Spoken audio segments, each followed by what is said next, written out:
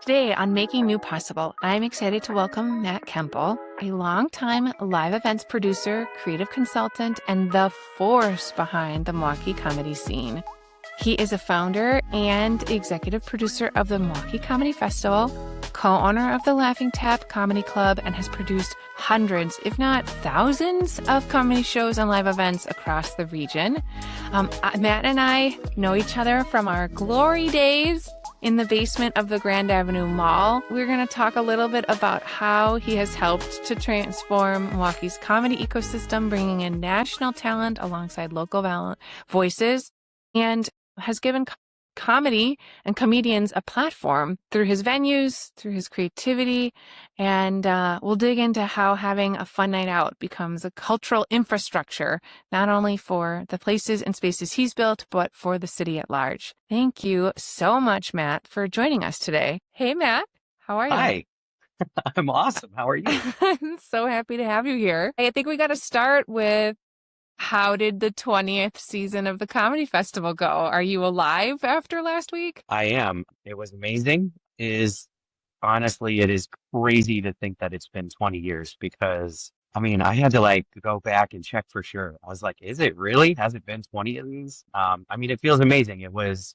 one of our biggest attended festivals we've ever had, and it was definitely the biggest names that we've ever had on a roster. In 1 week. It was a lot of fun. Well, I went to the Patton show on Thursday and it was phenomenal. And honestly, the openers were better almost even the Patton. He was great too, but I felt like the two openers you had, I was like, God, I just love this. I feel like I always end up going to your shows and then finding other artists that I had never heard of, you know what I mean, or whatever. And it's super exciting. I take that as a compliment. So we had Stribling, apologies. So he actually just applied to the fest as a regular performer.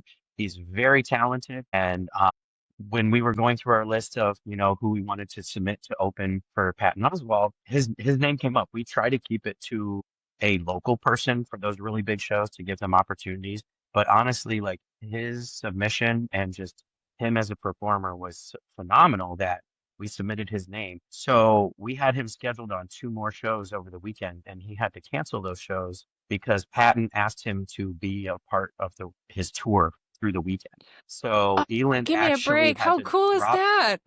He was so apologetic too. He's like, I'm so sorry. And we're like, no, you have to go shoot your shot. Sorry. You can't stay here. You have to go with him. So, he was so cool to work with and just the nicest guy and extremely funny. And then the other person you saw open was Shang Wang, who actually was at the Pabst Theater the next night. And he's almost as big of a comic as Patton Oswalt is. He's huge. He's got a great following. And he and I honestly, I didn't even realize that. And then I was like, oh, we can go home and watch his stuff on Netflix too. How cool is it that I didn't, you know what I mean? He wasn't a name that I picked up on. And then I was like, how fun that we also got to see someone else that's kind of famous. You know what I mean? He is. Right here in Milwaukee. Super nice guy. I ended up, I don't mean to brag, but we got to hang out with him after the show. And my wife and I, and Elin and a couple other people, we just went and got some tacos and hung out, and we just talked about comedy. And that's something that honestly in 20 years it never gets old. I absolutely love talking about just talking shop just with professionals and new comics coming up, professionals. You have the same kind of conversations. It's just like, oh, what shows have you been doing? Oh, what's that room like? Who do you like working with?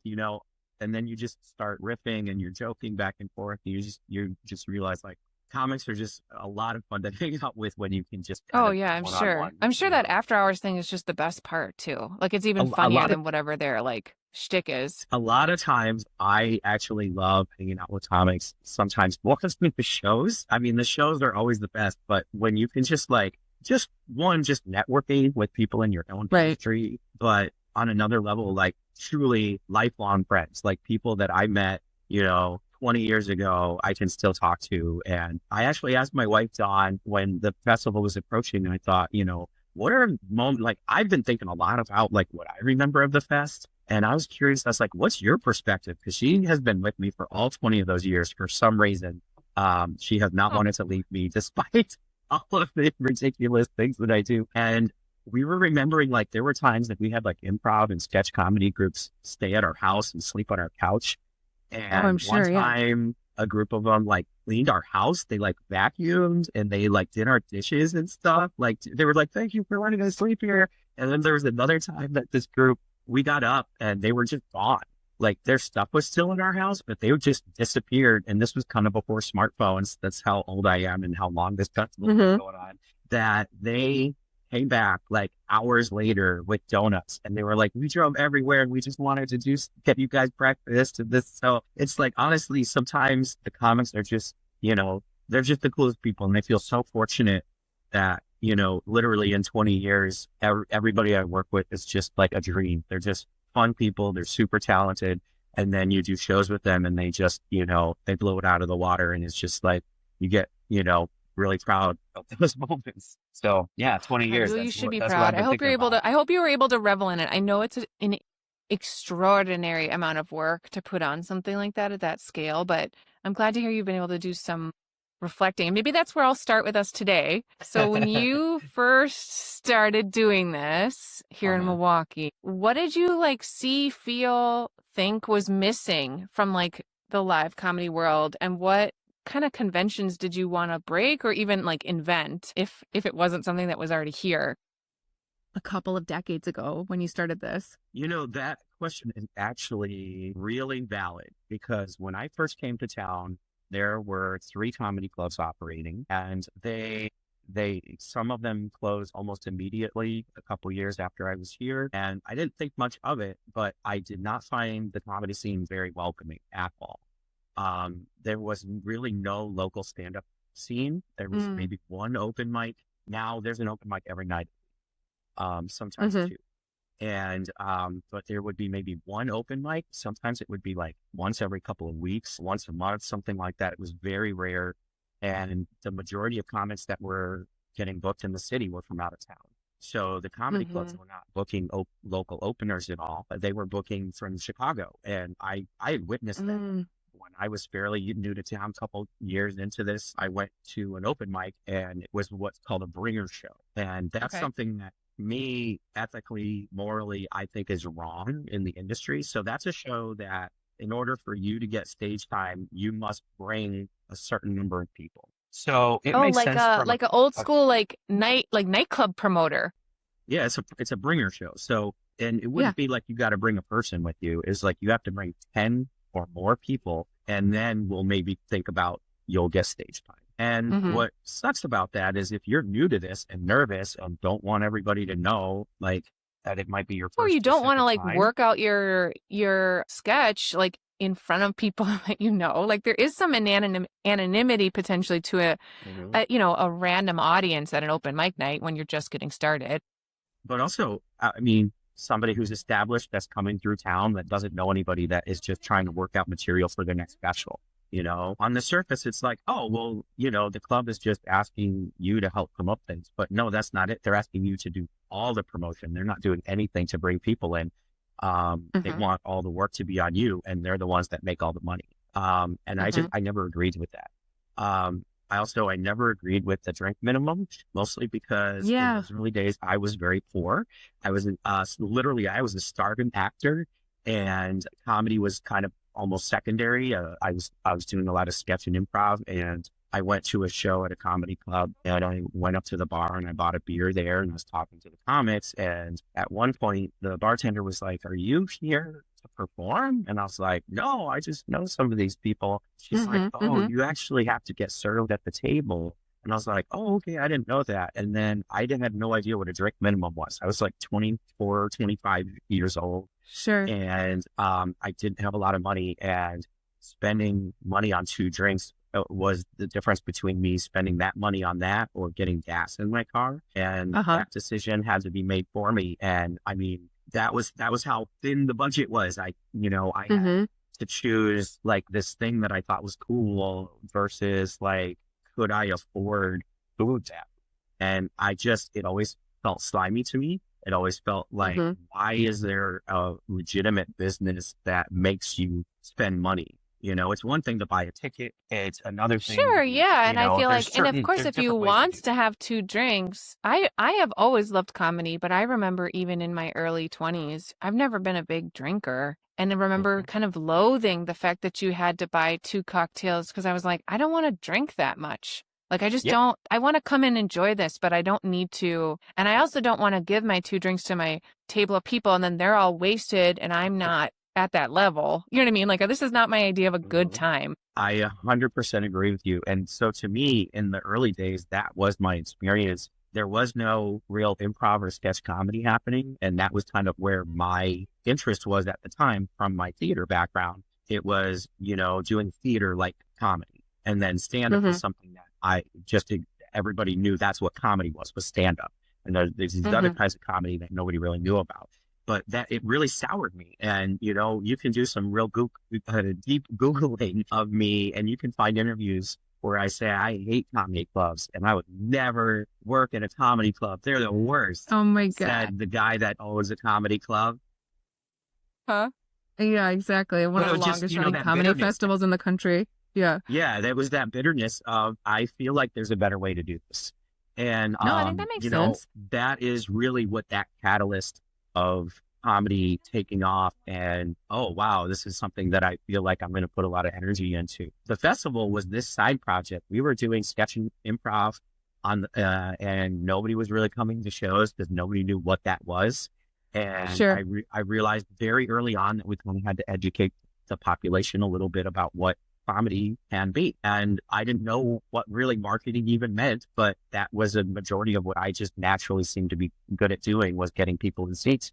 So the first to finally answer your question, the very first Milwaukee Comedy Festival that was called the Sketch and Improv Festival. And I called it the first annual as a joke because I never thought we'd do it again. It was just a showcase of the different kinds of comedy that was happening in Milwaukee at the time. We were like, let's just do a big show and throw it all together and it'll be fun. And never would have imagined back then that it would still have continued to this day.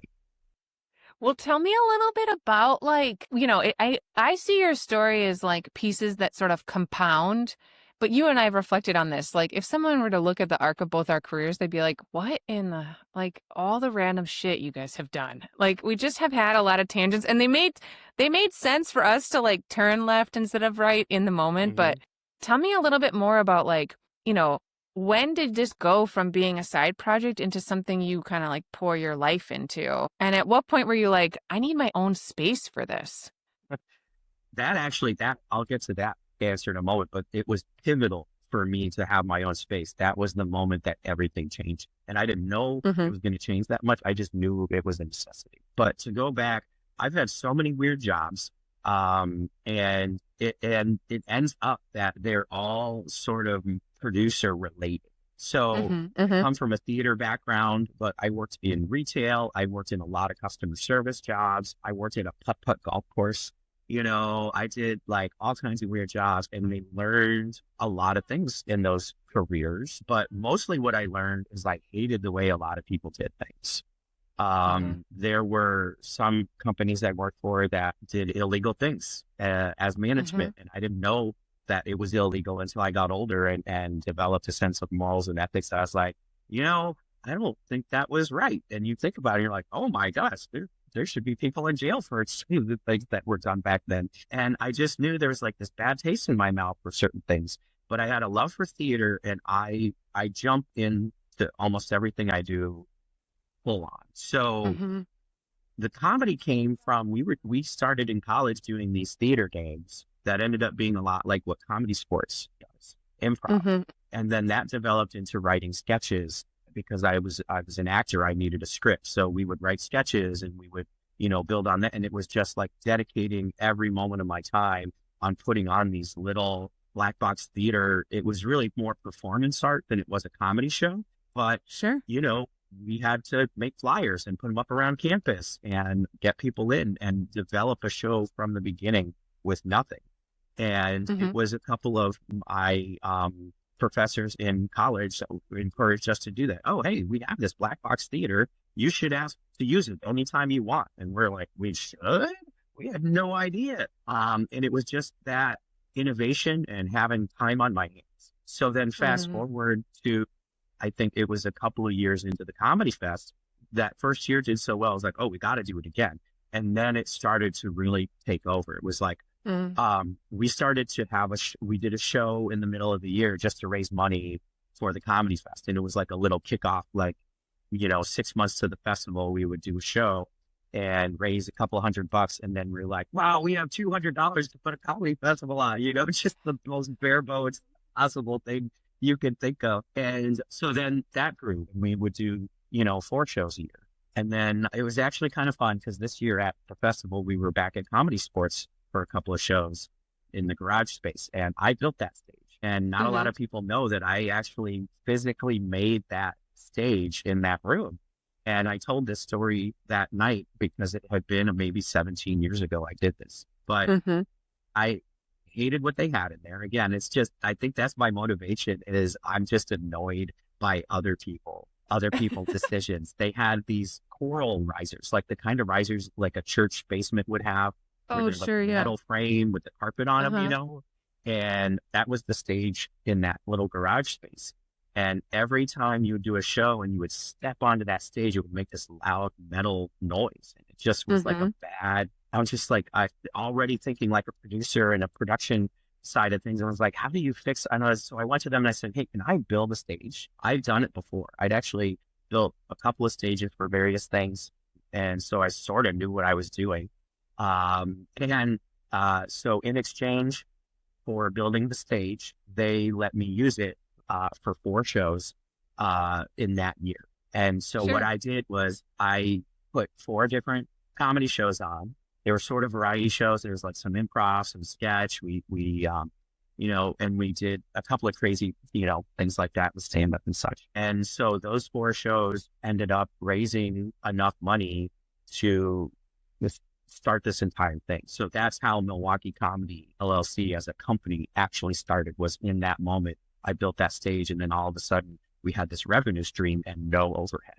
And I had never run a business before other than like a theater production, if you could consider like on a project basis. I had run projects, but I'd never run a business. And here's the crazy thing. You can just start a business. Nobody will stop you as long as you fill the paperwork out. You don't have to be good at it. You don't have to know what you're doing. They will let you. And that is what I did. Nobody said you can't do it. So I started just making comedy. And it was those first 4 shows that really started what ended up being, before the comedy club opened, was grew from those 4 shows a year to 15 to 20 shows a month.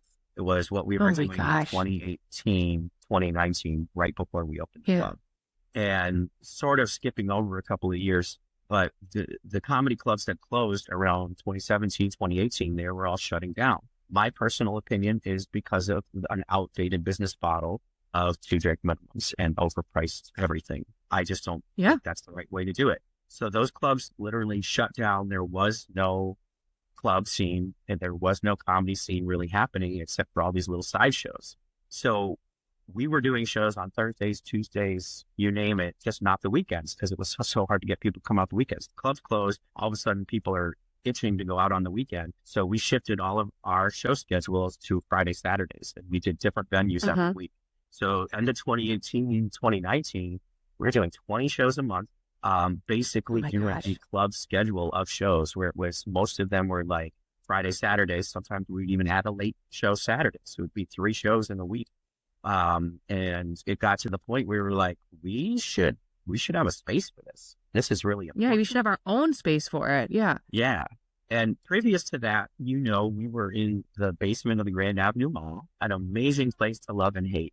And, the Underground Collaborative filled that void as far as comedy for a little while, but we were doing a lot of theaters down there. It was too big, I feel like. Dance. There's a lot going on that there wasn't really enough room to just do comedy because, that space was being used for so many other things. So in end of 2019, we had the very smart idea that in 2020, we would keep the UC open as an arts venue and we would open a dedicated club to laugh and tap. And we did that for 7 weeks until it kept out. Right. Sorry, I And gave you all of 20 us, years of information, or I guess that was 15 years of information in 10 minutes. So, um, well, yeah, I want to get to the like laughing tab. No, that was a perfect segue. I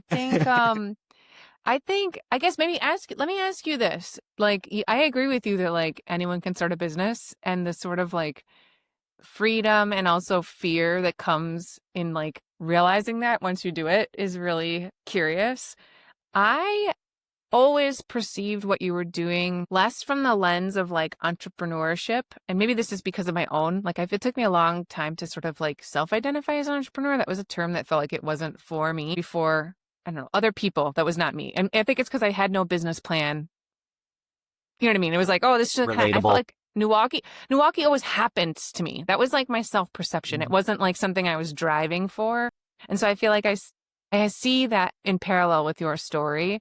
But I'm curious, like, it's always sort of considered this, like, even you're saying, like, we have $200, we could make a whole festival. Like, it's a low The whole budget, world is you know what I ours. mean, entertainment. Tell me more about your ethos around like elevating that and treating it more like cultural work, or how it has helped to like build cultural infrastructure in the city. Like, I hear you saying you had a market because all the other clubs were closed. Mhm. That makes sense. In some ways, you were like the right time, right place. We're going to just skip that I feel COVID like pause, like 90% in of what I've between. accomplished was just by accident. Like it really Yeah. was like, wow, this really worked out. I've always thought of the two of us as cultural workers first. You know what I mean? And so I'm wondering, A, do you self-identify that way? And B, did you use that frame at all when thinking about like, all right, I'm just going to treat the comics better, and I'm going to not charge guests like inordinate prices for a Miller Lite. You know what I mean? And all of that. I'll approach your question this way. There were several milestones for me that made me realize I was a business owner, that made me Mm, realize that what I was doing was, pretty serious. And I joke mm-hmm, about that. That's my common phrase. Comedy is serious business. But mm-hmm, it was like that moment I mentioned before where I'm like, oh, this is what I do now. Like I run a business. It literally was uh, you know what? We need to be filing taxes appropriately. We need to be filing paperwork with the city. We need to make sure that this thing I love can keep going. So mm-hmm, it's interesting because I feel like I approach business the exact opposite ways. A lot of people it has always been art first. It's always been mm-hmm, creativity first. And then it ended up being, oh, this thing we're doing. So, even the UC was that way, even though that was an intentional endeavor, mm-hmm. it didn't become, a hub for comedy right away. It was a couple of years, it was a mess for a little while there. And then all of a sudden you sort of get a rhythm for what you're doing. You figure it out, it's a brand new thing, even though a million people have run venues before, nobody's run a venue exactly like that in that space in this way. So it's a learning experience. And I really approach what I do as a living as, very seriously, but I am Mm-hmm. open-minded and I want to learn. And 20 years of the Comedy Fest, and I learned, so much this year in such a positive way. And it's not even one thing where I can say, well, here's 10 things that I learned this year. It's not that simple. It's just, you have these revelations. We have a very specific way that we do the submission process. And last year, I was still printing out these forms that we then digitized. And we were just like, why are we doing this? We should just go digital. And it was just like your brain explodes because you're like, what an easy thing that we can do that we should have done freaking 10 years ago. It would have been so easy to make up. So, I think what my approach is, the art comes first, but I'm always open to make things the best that they can. And some of that comes from failure. There were a lot of years of the comedy festival that I feel like those early years, like before year 10, there were several years. I'm just going to throw this out. Not that these are the exact times, but like say year 4 through 7, 4 through 8, you could take any of those shows and mix them up and throw them against the wall and you would get the same festival. It didn't change a Mm, lot. mm, It was easy to sure. go into autopilot and just be like, cool, we're running a festival. And then you start to realize, wow, this just feels stale, or it's not as fun, or it just wasn't challenging. And I think that's really what it was, is it just wasn't challenging enough for me. And so you approach it like, okay, well, how do we make this hard on ourselves almost is sort of the way you think of it. So you start figuring out, okay, well, maybe the goal is to do a bigger show. Maybe it's about bringing in other acts or trying to expand, at the time we were probably, I don't know. It's tough to say because that is a blur back then, but I know looking back, it just felt very stale. Not that it wasn't a big festival. Like, I know our customers enjoyed it. I know people laughed. The performers had a good time, but to me, it could be so much more. No, it And so needed to be that's where iterated on. And I think that's where I feel like, that sense of like the art or the creativity first is I believe you that's your like first bend, because you can instinctively know that like, if we don't iterate on this, it's going to die, because culture morphs. You know what I mean? Like, even when you hit it out of the park, that's a representation of that moment and what people needed in that moment. You can't redo it over and over and over. And we find that a lot with it's an interesting tension we have with some of our long-term clients at Milwaukee who turn to us wanting us to help them like create some new moment in time that, really activates a crowd of people. And the instinct is like, oh, what we did in 2025 worked. Let's rinse and repeat for 2026, having to sort of push the envelope to say like, it did work and that was great, but we're going to have to like come up with something new in order to like sustain that audience engagement, because people move on. You know what I mean? Like, it's no longer relevant. It's no longer interesting. There's just too many other distractions that are going to keep people from caring, let alone showing up. You know what I mean? Like, it makes there's a tension in that when it comes to the business model, because it would be very easy to be business savvy and say, certainly, just let's re-sign the contract and rinse and repeat. You know what I mean? Like, we already have all the production docs, like they're set. We can just dust them off and do them again. But I feel like it's one of the larger things I have found is complicated in sustaining with our team's creativity. Like, they're a bunch of people who want, what's the next thing? They're looking, you know what I mean? You know what I mean? So how do we find that balance? And obviously, like, gently push, nudge, pull, our clients towards like, okay, but in 2026, it's going to need to look a little bit different. Well, I think, 2020 changed everything. And what I found in my industry, I'm sure you can relate, is each year since has been a master's course on your demographics changing, your, strategies that once worked no longer work the next day. And that used to happen, in that first 15 years of my career, you would see this sort of rhythm, it would be every few years. Oh, we got to pivot a little bit. We got to change because that message isn't working anymore. And it's easy to get stale when things are working. Just do the same thing. Why change it? It's working. It's selling tickets. It's whatever. It's, you're making widgets, whatever your world is. And then 2020 came, and now every single year, if not every 6 months, every week, something is different and you have to pivot. And, oh yeah, well, we didn't prep for this, but I'd like to like unpack that a little bit with you. What have you learned or noticed about audience cultivation, or what is something that you've had to do brand new or different this year, even compared to last year? Oh my gosh, I feel like this year was far different. From a ticketing standpoint, we're noticing like people just don't want to buy tickets in advance. You get people that are a fan of a larger name comic, and you're going to get a burst of ticket sales right away, which is very common and has happened forever.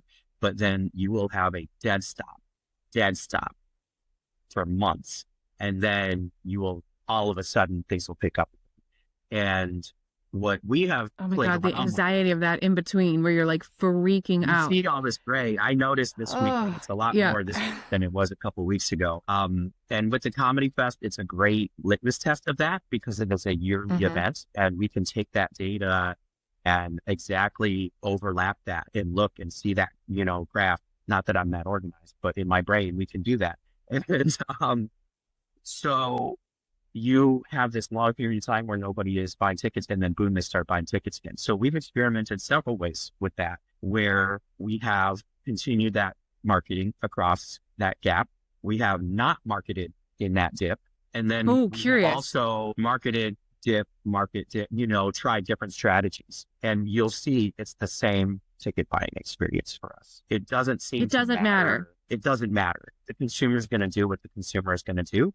And the hook God, that's is, so it's annoying. frustrating. It's terrifying. And yeah, I lose a lot of sleep over it. Let me tell you, I lose a lot of sleep. But Well, let me try to think if that's in parallel for us, because we do so many different types of productions. So it's hard to, and we don't always have ticketed stuff. Most of our clients want us to build something that's open and free to the public. mm-hmm. But I think you're right that we do have a big burst right out the gate. And then we do have a lot of people sign up in those last 24 hours. But I will tell you, like, it's different with free events. I would Mm-hmm. say before COVID, we probably had like an 80% like attendance rate. So if 100 people signed up, 80 would show up. And we would, budget for that, bank for that, over subscribe RSVPs, you know what I mean, by 20%, knowing that we were going to lose that. Since COVID, it's like 35, maybe 40% of people who sign up. Interesting. To me, And it's mostly the people that sign up, even if there's a big push when it launches, it's mostly the people who've signed up in those last 72 hours that actually come. To me, it's FOMO from the beginning. It is fear of missing out. So that is how my brain is able to explain those ticket sales. Because okay, let me ask you something psycho, because I have not been brave enough to try it. Have you experimented at all with only releasing it like with a week's notice? It's terrifying. Well, we have, and I'll admit this to you and the entire world on the podcast, so don't tell everybody, but okay, there have been times we've just made mistakes, and one of our remote shows, we just didn't get tickets out very soon. And it doesn't help. I'll say that, where you only have a week or two of, for example, in my industry, at least, this is specific. But here's the way that I would break it down, is something like Patton Oswalt, he's got a lot of fans. And that's what we really saw. We were getting daily ticket counts from the Pabst Theater. They send those to us automatically. And there was a huge, hundreds of tickets sold right away in just those first couple of days. And even just the first 48 hours of those tickets being released. Those are the real fans. Okay. Those are the ones that don't care what's going on. I'm going to that show. They're going. Yeah. They're going. They've made that decision. Then you have that lull. And I mean, it surprised me that I thought it was just us, because I was really seeing that. And again, one thing you really have to be careful of, especially in our industry, is you can't over advertise. We can't put hundreds of dollars into that dip of ticket sales and not sell any, and then not make that several $100s back on that, because of the margins of especially with much larger shows in our industry, we're giving a percentage of those ticket sales directly to the comics. And the more famous you are, the higher that percentage is. We've done shows that were more than 80% of those ticket sales going to one person. That was not us. And so by over advertising, you can lose on a sold out show. So that's crazy? Why it's insane. But that's why we experimented with all those little different ways. Okay, well, we need, like you said, we need to know the answer. So then I think it makes complete sense for what you're saying. And especially, I think in your world, it might be more like a networking event or a conference or something that's industry specific or beneficial. People come to us because they just need a laugh, and, they might not come because they can get that somewhere else. But if you're doing an industry specific conversation and they want to learn about that, they might need to know, okay, I don't know if I can do that, but I would like to go. And then it's like, oh, cool. Hey, Cindy in HR, do you want to come with me to this event or whatever it might be? So I think that's what's happening, is you get I absolutely must be there for this. Nothing else is going to change my mind. And then you get that dip, and then you get the people that are like, oh, this is coming up. You know what? Nothing cooler is happening. We're going to go. And it's heartbreaking to me that tell me what you have to done sell your to business in that way. Become emotionally and mentally resilient to make it through the dip. Because I still find myself up at 2:00 in the morning. I'm a couple years shy of you. We're coming into our 17th year, but I have Mhm. not figured out how to self-regulate during the dip. So one, I think the most important thing that I have learned, because it is a skill to learn, is having confidence in your product. If you Mm, really believe in what you are doing and you know that it's going to accomplish what you want it to accomplish, it's takes the burn off just a little bit, knowing, well, we can hope that it's going to pick up. mm-hmm, And mm-hmm. because it's something that I believe in. And does that really sell tickets and help me sleep at night? I'm not really sure. But it does bring my anxiety level down a little bit. Yeah. And also in my industry specifically, it's definitely a game of numbers. There's some shows that just aren't going to sell no Mm, matter what you do, even if you have confidence in that show. I mean, the Comedy Festival is a great example. This weekend, it was our biggest year ever. And that same weekend, there were 10 major things going on, and not just generally like in the comedy scene. There were shows at the Highlights Theater. There were multiple shows at the Paps Theater all weekend, and a bunch of other places that the Comedy Fest was really kind of like a medium tier event that week. And so we were competing mm, not just with that. There's things like Flannel Fest. There's all these other like fall festivals that never existed a few years ago, and now at the time in 2020, we're kind of forced to move the timeline of the Comedy Festival fall from August. And it was a great decision. I still stand by that decision, but it's gotten just as hard to sell tickets to it as it was when it was in August. Um, mm-hmm, mm-hmm, mm-hmm. so yeah, I mean, I guess the short answer is it's never going to be easy. If it is, then you've overlooked something, I think, or you need to write a book and sell 1 million copies and tell everybody. Yeah, exactly. Well, let me ask you one more question I've been playing with as a theory, and I don't know that it's as relevant, but maybe it is. I've been having this idea that post-COVID, the more active audiences are actually way more niche. So we'll have I people agree. come to us and like we're doing a harvest festival this weekend, and it's like open for everyone. You know what I mean? And the numbers on it look great, and I'm sure it will be, as long as the weather holds out, I'm sure it'll be great. But I have a lot of fear around these, like, let's do something that anyone can go to, because I think it means that no one knows it should be theirs. And it, the, once in a while, depending on what it is, you can get a dense crowd of whatever particular nerds you're going after. But the niche stuff means that, like, inherently it might be a smaller audience. But if it's a smaller audience that's the right audience, isn't that better Mhm. than like random passerbys who, you know what I mean, aren't going to care about whatever it is being put on? So is there That is something in that exactly, resonates for you? yeah, that is exactly what the comedy scene is like. And it's so interesting because it is a really positive thing, but Mm-hmm. it's frustrating because you can see it as a negative when ticket sales are involved. So there used to be back in the 80s, let's say, maybe 5 major, huge touring comics. And Mm-hmm. that was the comedy. That was the scene. Right. And there were only one or two that were kind of political or kind of this way. And now, if you think very specifically like this type of joke, not even like, I like political humor, because you can like political humor, which in this day and age can be terrifying because you might pick the wrong one. Um, there could be 1,000 different kinds of political comedy right now. No True. joke. No pun intended. No joke. There could be a Mm-hmm. thousand different kinds of setup punchline. There's a Mm-hmm. thousand different ways you can tell a funny story. And so you go from 5 comics that are the only ones that are able to create this audience to the Mm-hmm. point that you can look up any combination of comedy buzzwords that you want, and you will find probably multiple examples of somebody telling those kinds of jokes. And so Mm, all of a sudden, comedy has become so polarized. And, mm, it's interesting because there are people who flat out say, oh, I just don't like those kinds of comics. And mm, we try to approach shows a little bit more neutrally. We're not trying to book specifically political comics that might alienate a certain group. We're not trying to specifically book, whatever. We're trying to, create a range so that you come to a show, you might see 3 or 4 different comics and you're like, oh, I liked them all, but I really like this, like that. Oh, I realize this is the kind of comedy I like. because that was, what I gravitated towards at the show. So it's fascinating to see that it is so niche.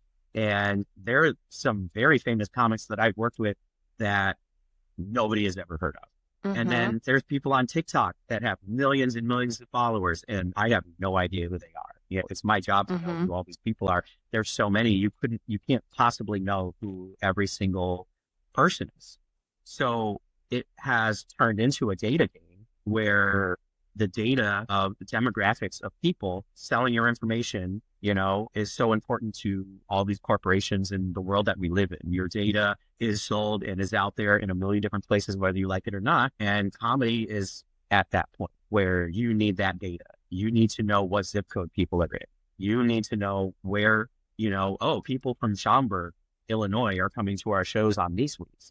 And people from Cedarburg or Mequon are coming to our shows on these weeks. And they're not coming to the same week. That would say something. It's really, as a producer, just looking at the data, it is fascinating. But at the same time, there's now 10 different jobs you have to do. Like you used to just hire a website person. You used to just hire exactly. And that's all all you need to do is have a digital presence.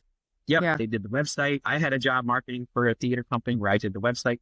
I made the social media accounts because they didn't really have any. And I wrote the newsletters, and it was just one person job. And now they have now you have specialists in each of those areas. Yeah. Yep. And you can have a whole department that's just the website. You can have a whole department just on the SEO of that website. Agreed. Yeah. And that's what comedy is as well.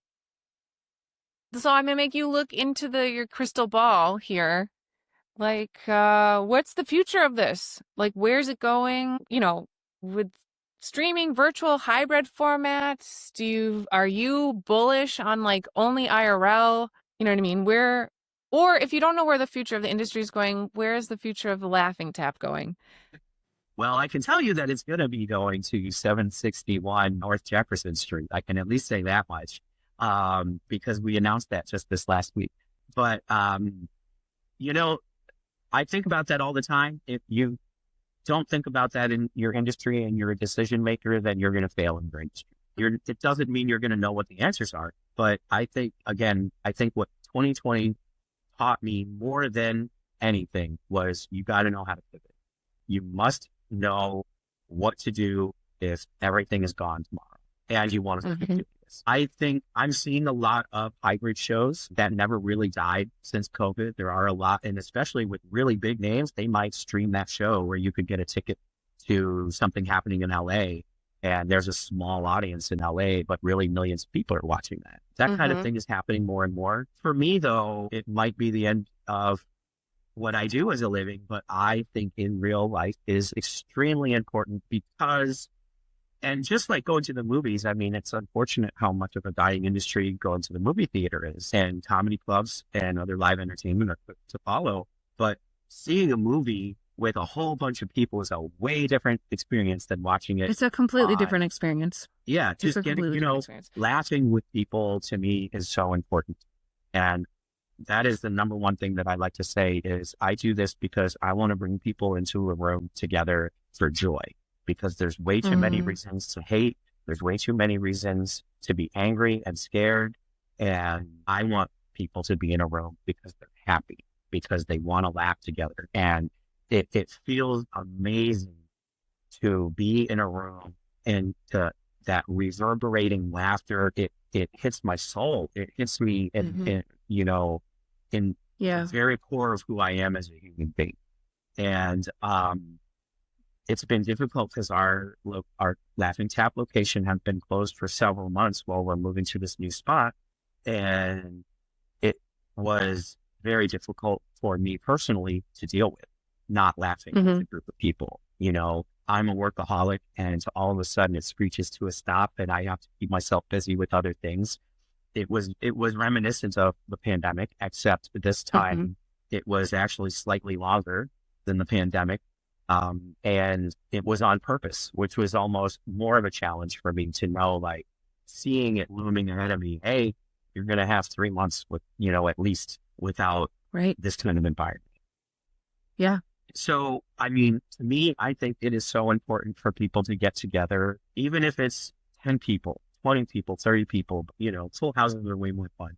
But to have a room full of people that can laugh together and realize, hey, life can be funny, and, you know, there's a positivity in the world that we should really, you know, we can share together.